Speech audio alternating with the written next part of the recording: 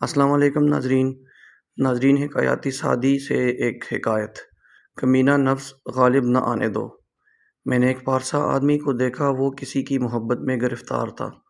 اب اس کی حالت یہ تھی کہ نہ اس میں صبر کرنے کی طاقت اور نہ بات کرنے کی مجال تھی۔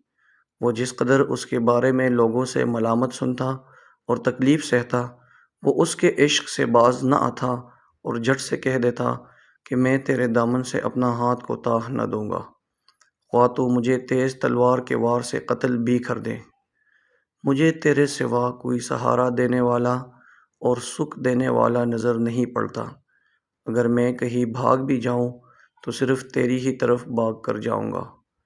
میں نے اسے ایک بار ملامت کیا تو کہنے لگا، اے دوست، تیری اچھی اور عمدہ عقل کو کیا ہو گیا ہے؟ مجھ پر تو میرا کمینہ نفس غالب آ گیا ہے۔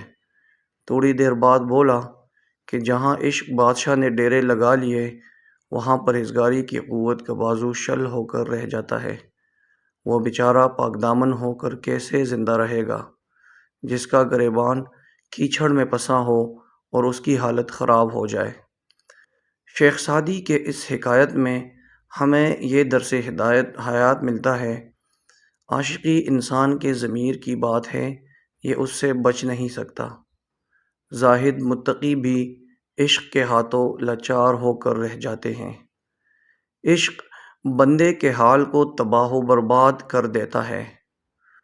عاشق کی عقل معاف ہو کر رہ جاتی ہے، اس سے اپنے محبوب کے علاوہ کچھ نہیں سوچتا۔